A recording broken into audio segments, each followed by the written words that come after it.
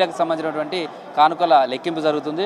చూడొచ్చు అమ్మవారికి సమర్పించినటువంటి సమ్మక్క, సారలమ్మ, పగడిరాజు, గోవిందరాజులు ఇలా నలుగురు దేవతలకు సంబంధించినటువంటి కానుకలు ఏవైతే ఉంటాయో ఆ కానుకలన్నింటినీ కూడా లెక్క పెడుతున్నారు. వీటన్నిటిని కూడా బ్యాంకులలో డిపాజిట్ చేస్తారు.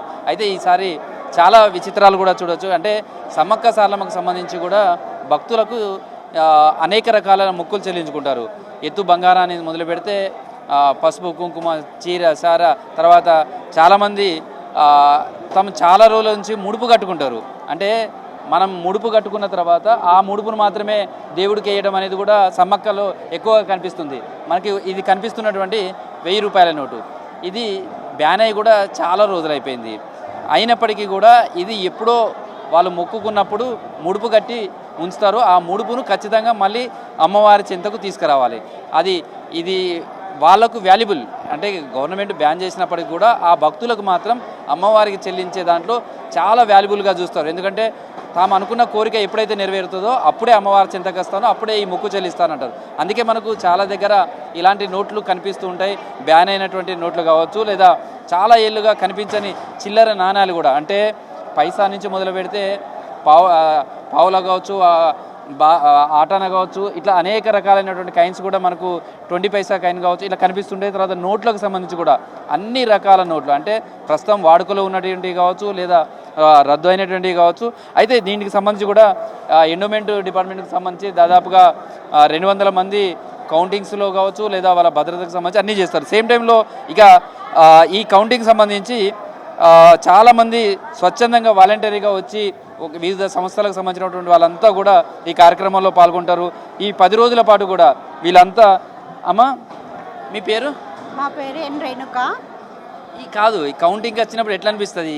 మీరు ఈ దగ్గరకు వచ్చినాక అమ్మవారి కానుకలు ఎంతో మంది భక్తులతో సమర్పిస్తారు.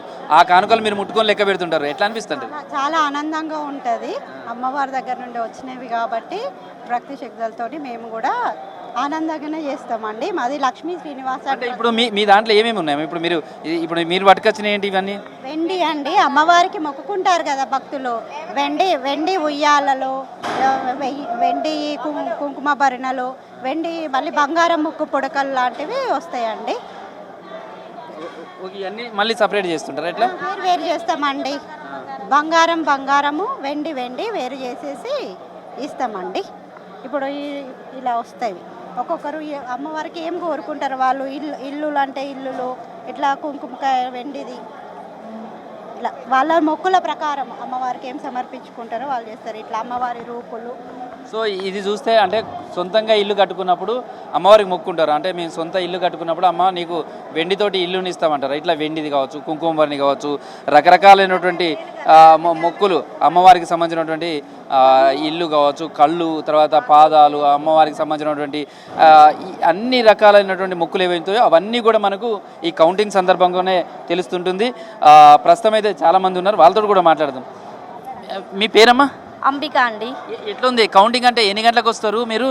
లోపలికి వచ్చేటప్పుడు మీకు అంటే ఎట్లాంటి జాగ్రత్తలు, ఎట్లా ఉండాలి, నియమాలు ఏమేమి చెప్తుంటారు? మా ఒంటి మీద ఏ బంగారం లేకుండా తల్లి దయ వల్ల మాకు ఈ అదృష్టం కలిగింది. అందరికీ దక్కదు. ఇదొక సంతోషము. తల్లిని సేవ చేసుకునే అదృష్టం అని అనుకుంటున్నాము. మా ఒంటి మీద బంగారం లేకుండా వచ్చి స్వచ్ఛందంగా వచ్చి తల్లి సేవ అనుకొని చేసి ఇక్కడ ఉన్న ప్రతి ఒక్క వస్తువు మళ్ళీ మొక్కులకు అప్పచెప్తామండి. అంటే మీరు ఎన్ని గంటలకు వస్తారు? లోపలికి వచ్చేటప్పుడు చెక్ చేయడం కావచ్చు, లేదా లోపలికి ఎన్ని గంటలకు వస్తారు? లోపలికి 10 గంటలకు 7 గంటలకు వచ్చి మా ఏమంటారు అన్నీ చదువుకొని